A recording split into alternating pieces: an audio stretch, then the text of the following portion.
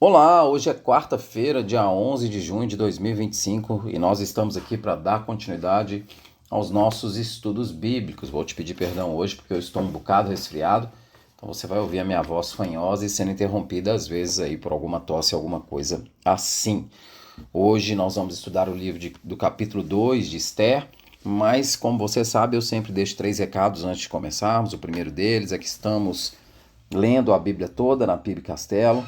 E todos os dias deixamos nos canais digitais da igreja um breve estudo para que você tenha mais informação sobre o texto bíblico. Então eu te aconselho que leia o capítulo inteiro, leia o capítulo 2 de Esther, depois volte, venha na verdade aos canais digitais da igreja e ouça o estudo, aprenda um pouco mais sobre o texto bíblico. O segundo recadinho é que considere, se você gostar desse estudo, compartilhar com outras pessoas, curtir, deixa um likezinho lá pra gente, porque isso é importante, e compartilhe com outras pessoas para que a visualização desses estudos aumente, para que as pessoas possam ser edificadas. Por último, eu sempre digo, e hoje, muito importante, vamos falar exatamente sobre isso no estudo de hoje. É muito importante que você tenha uma visão sistemática da escritura, uma visão de início a fim, da narrativa da escritura como um todo. Então eu te aconselho a ler a Bíblia de início a fim. Eu te aconselho o método da Bíblia 365, eu só aconselho um método porque nossa vida é muito corrida, muito difícil, então é bom que você tenha um método. Você pode escolher outro, mas o importante é que você leia a Bíblia inteira. Hoje nós vamos ler o capítulo 2 de Esther, nos versículos 15 a 17, e o título do estudo é Qual é o seu propósito? É exatamente isso, qual é o seu propósito? Vamos ler entre os versículos 15 a 17, que diz assim, eu vou ler na NVI, como sempre. Quando chegou a vez de Esther, filha de Abiail, tio de Mardoqueu, que a tinha adotado como filha, ela não pediu nada além daquilo que Hegai, oficial responsável pelo harém, sugeriu. Esther causava boa impressão a todos que a viam. Ela foi levada ao rei Xerxes, à residência real, no 10º mês, o mês de Tebete, no 7º ano de seu reinado. O rei gostou mais de Esther do que qualquer outra mulher. Ela foi favorecida por ele e ganhou sua aprovação mais do que qualquer uma das outras virgens. Então, ele lhe colocou uma coroa real e tornou a rainha em lugar de Vasti. Esse capítulo 2 apresenta-nos o desenrolar da história da providência divina através dos eventos que são aparentemente seculares, como nós já tratamos ontem. Após a deposição da rainha Vasti, que foi feita no capítulo 1, o rei Assuero, que é aqui o rei Xerxes, busca uma nova mulher, estabelecendo um cenário para a ascensão de Esther ao trono persa. Ela vai virar a rainha no trono persa. Novamente, nós vamos ver no capítulo 2 Deus trabalhando através de circunstâncias ordinárias, circunstâncias do dia a dia, para cumprir seus propósitos redentivos. O foco central da história de Esther, capítulo 2, ou do livro de Esther inteiro, está nos propósitos redentivos nos propósitos redentivos de Deus na Bíblia. A Bíblia é um único livro com uma única história. Eu já falei isso várias vezes: criação, queda, redenção e consumação. E ao lermos o livro de Esther, nós vemos como Deus está preservando o seu povo por meio de circunstâncias ordinárias. Se nós analisarmos o livro, nós vamos ver aqui a soberania divina em circunstâncias adversas. Entre os versículos 1 e 4, o texto inicia com Xerxes buscando uma nova rainha através de um concurso que é degradante para as jovens envolvidas.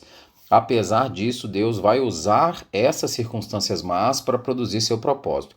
O concurso realizado por Xerxes é a amostra do seu caráter tolo e infantil.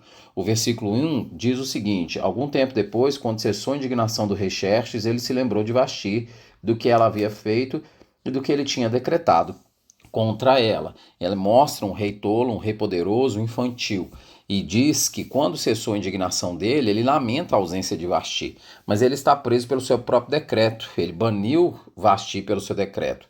A palavra hebraica aqui utilizada é de apaziguar, que depois que a ira dele se passou, vai ser usada novamente em 7 e 10 e nós vamos conectar esses incidentes. Mas o fato é, o rei simplesmente, depois que ele teve o coração apaziguado, aí ele vê a besteira que ele fez, a infantilidade que ele fez.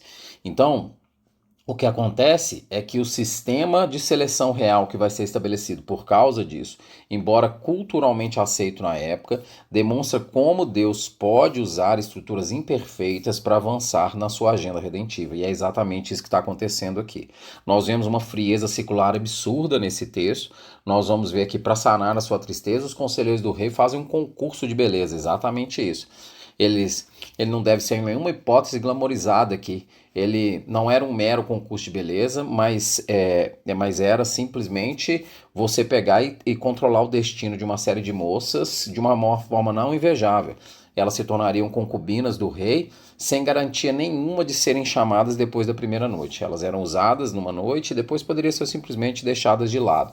Regai, o eunuco responsável aqui, foi colocado encarregado da casa das mulheres, um posto que era um posto de grande responsabilidade. Embora assemelhado aqui ao conto de Mil e Uma Noites, o cenário do concurso de beleza não é algo inusitado no ambiente da época. Aqui não tem nada glamorizado, aqui, pelo contrário, mostra a frieza secular, a frieza do mundo que caiu no pecado. Esther aqui é utilizada por Deus como instrumento de providência. Nós vamos ver isso entre os versículos 5 e 11. Nós temos a introdução de Mardoqueu e Esther, que vai revelar os propósitos da forma como Deus age. Mardoqueu é uma figura paterna aqui, que assume o papel de pai adotivo e reflete o cuidado providencial de Deus pelos órfãos, mas também o cuidado providencial de Deus pela sua nação. Sua decisão de esconder a nacionalidade judaica de Esther, ela pode parecer problemática, mas ela deve ser entendida como sabedoria prática no contexto do exílio. Lembre-se que eles estão exilados. Então, se você for lá no versículo 10, diz assim: Esther não tinha revelado a que povo pertencia nem a origem de sua família, pois Mardoqueu a havia proibido de falar. O favor que Esther encontra de Regai, e ele vai encontrar, exemplifica claramente como a graça comum acontece, como Deus utiliza o favor de pessoas não regeneradas para beneficiar os seus propósitos. É isso que acontece aqui. Mardoqueu tem uma preocupação diária pelo bem-estar de Esther e demonstra o cuidado de maneira constante. Nós vemos aqui no versículo 11, diariamente ele caminhava de um lado para outro perto do pátio do harém para saber como Esther estava e o que lhe estava acontecendo. Desculpe, Mardoqueu não, Regai se preocupava com o cuidado diário de Esther.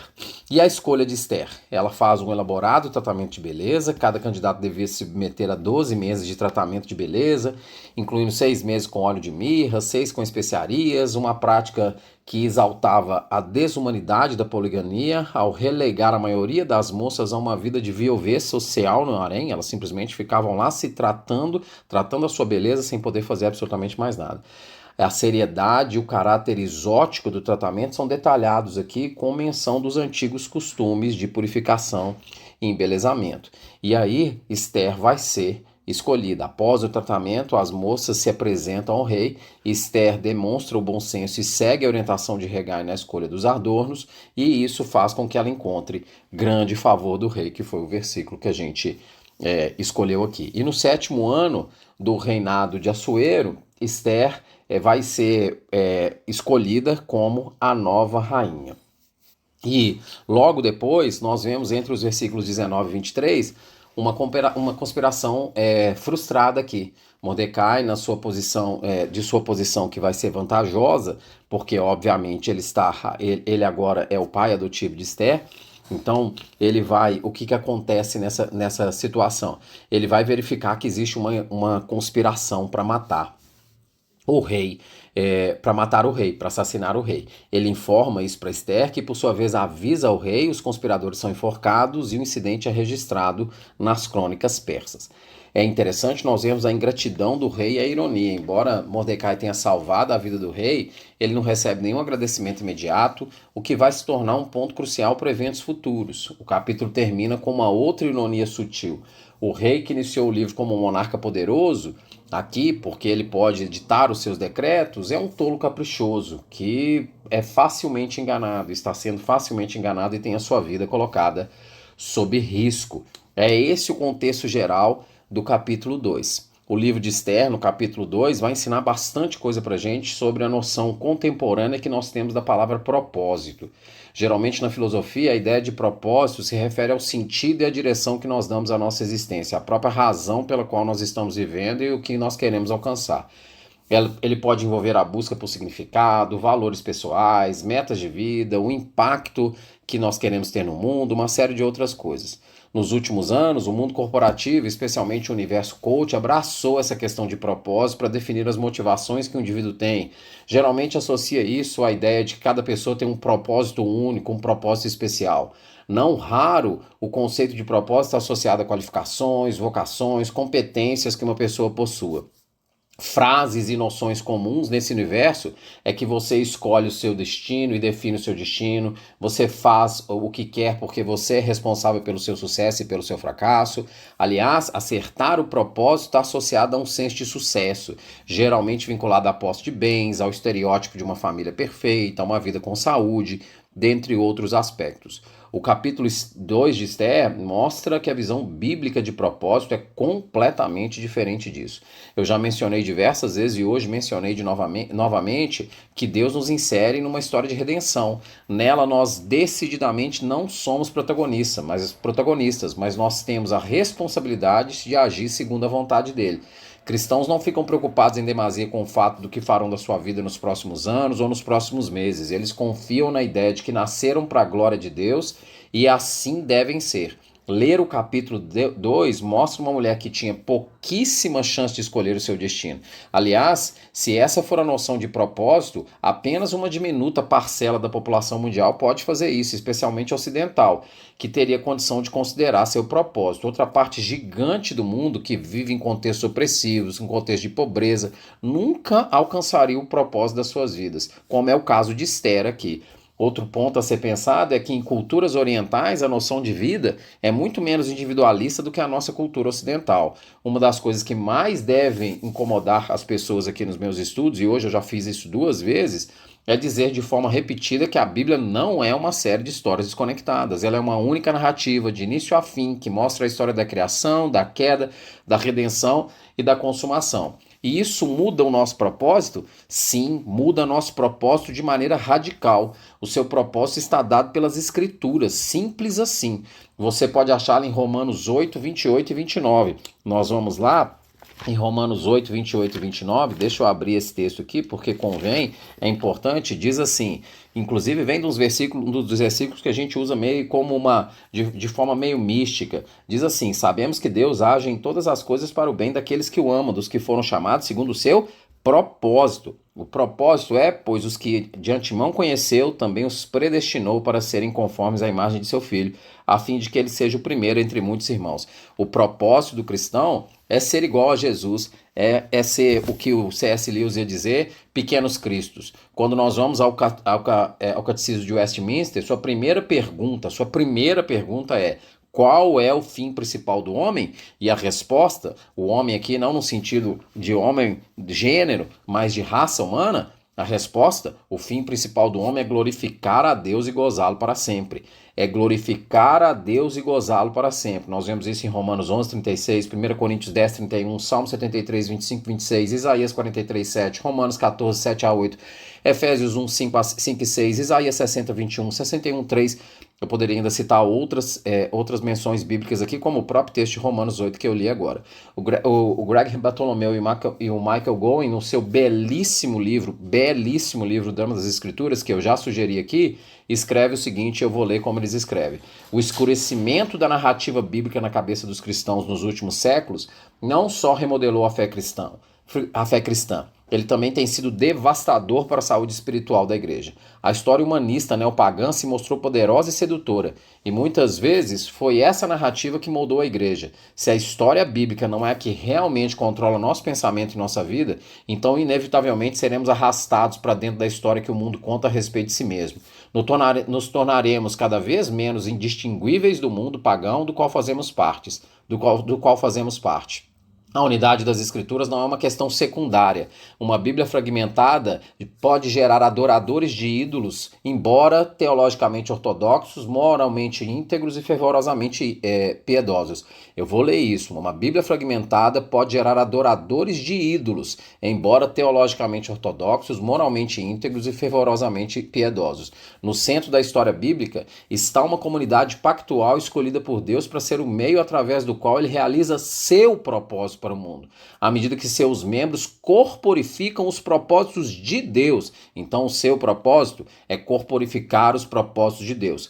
Cada um de nós deve ler essa história como a nossa história. Cada um de nós deve ler essa história como nossa história. Esther capítulo 2 é o testemunho de Deus escrevendo a sua história, a história dele. E nós devemos nos ater e nos firmar a ela. Mas você deve se perguntar, mas e os meus dons e talentos? Eles devem ser usados a serviço da história de Deus e a serviço dos outros. Deus não te deu dons e talentos para você alcançar seu propósito. Deus deu seus dons e talentos para que você possa alcançar os propósitos dele.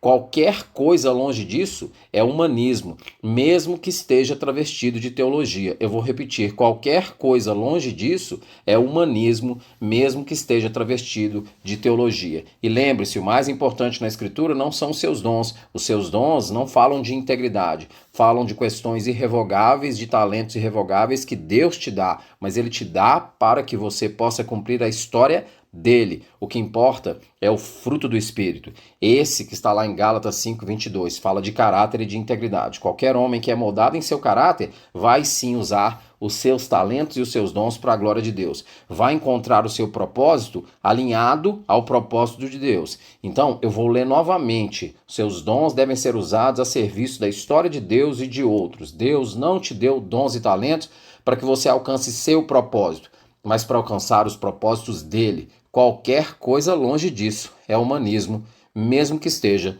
travestido de teologia. Deus te abençoe.